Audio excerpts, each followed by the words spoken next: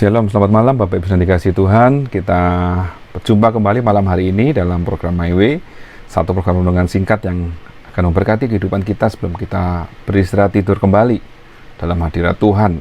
Dan malam hari ini saya memiliki satu tema yang cukup menarik, yaitu awas provokator. Nah, ini satu tema yang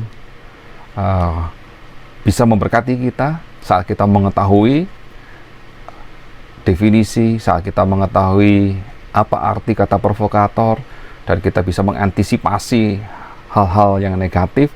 Itu akan membuat kita menjadi seorang yang sangat positif. Kalau saya mencari apa arti kata dari provokator, ada dua arti yang menjelaskan tentang arti kata provokator. Yang pertama adalah orang yang melakukan provokasi, di mana kalau dalam perang, cerita perang itu melibatkan agen dinas rahasia untuk memprovokasi teroris atau memprovokasi musuh. Dan arti yang kedua secara etimologi, provokator adalah orang yang melakukan adu domba sehingga terjadi pertikaian antara dua belah pihak. Jadi misalnya seperti ini, si A ngomongin tentang si B di depan si C, lalu si A ngomongin tentang si C di depan si B, dan besoknya ternyata si B dan si C bertengkar. Nah, berarti si A ini adalah orang yang memprovokasi, dan si A inilah yang disebut dengan provokator. Jadi kalau tema kita malam hari ini adalah awas provokator, maka dari definisi arti kata provokator kita sudah menangkap maksudnya. Dan bagaimana tentang provokator? Menurut Alkitab, kita baca dulu kisahnya di dalam Kisah Para Rasul 17 ayat 13. Firman Tuhan berkata demikian, "Tetapi ketika orang-orang Yahudi dari Tesalonika tahu bahwa juga di Berea telah diberitakan firman Allah oleh Paulus, mereka pun datang ke sana untuk menghasut dan menggelisahkan hati orang banyak." Jadi di dalam kisah ini bagaimana Paulus memberitakan Injil di Ikonium, Listra, Filipi, Tesalonika, dan Berea, di mana ada sekelompok orang yang menentang pelayanannya sehingga terjadi keributan, khususnya dari pihak orang Yahudi yang tidak suka melihat Paulus memberitakan Injil, sehingga mereka menghasut orang lain untuk menentang dan melakukan tindakan anarkis. Dan ini terjadi di Listra. Paulus dilempari batu sampai hampir mati. Lalu di Filipi, Paulus dan Silas berkali-kali didera, lalu dimasukkan ke dalam penjara. Dan saat di Berea, yang semula pelayanan Paulus berjalan dengan lancar, tetapi ada orang-orang Yahudi dari Tesalonika yang datang, lalu mulai menghasut banyak orang Yahudi di Berea, sehingga orang-orang itu menjadi gelisah. Seperti yang sudah kita baca dalam Kisah Para Rasul 17 ayat 13 tadi, seorang provokator adalah seorang yang menghasut, dan akibat dari tindakannya itu menggelisahkan banyak orang. Memang ada orang-orang yang diberi talenta sebagai orator ulung. Artinya mereka memiliki kecakapan atau kepandaian untuk berkata-kata. Dan jika diarahkan kepada hal yang positif, maka orang yang memiliki talenta sebagai orator ulung ini bisa menjadi seorang motivator yang baik dan handal.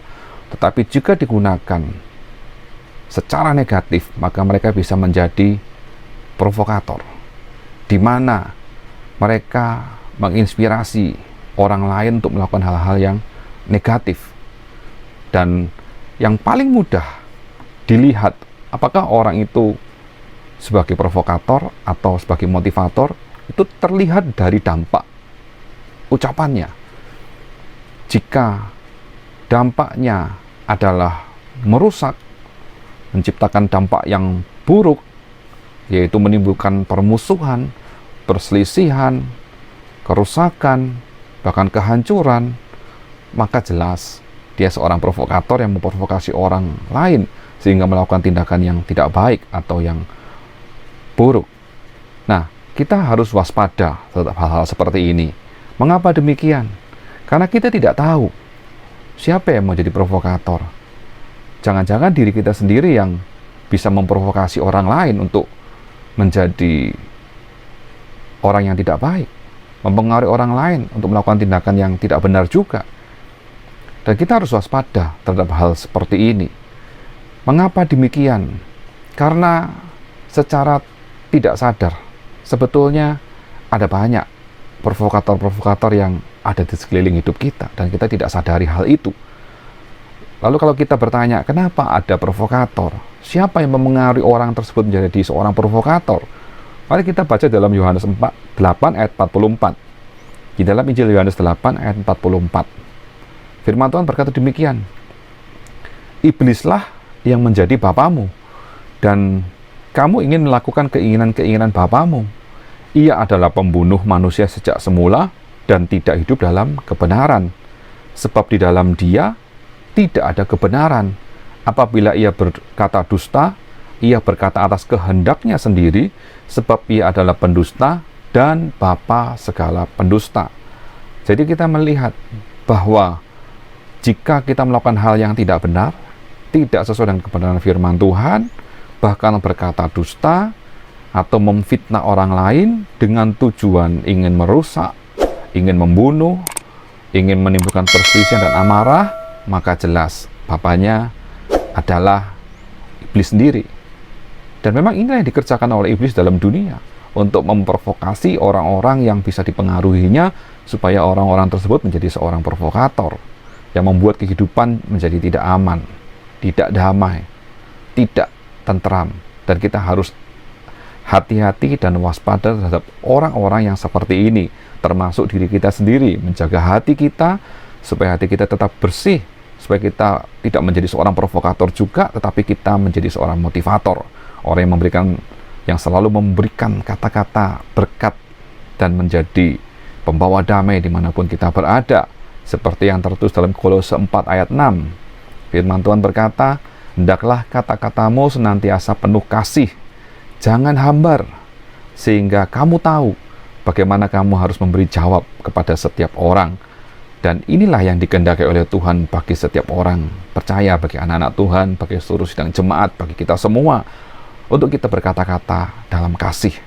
Perkataan yang membangun, yang menguatkan iman, yang memberi damai, membawa efek persahabatan, kedamaian bagi setiap orang. Mari kita lakukan firman Tuhan kebenaran malam hari ini. Mari kita hidup di dalam kasih akan Tuhan, dan saya yakin Tuhan Yesus akan memberkati kita semua. Puji Tuhan. Haleluya. Amin.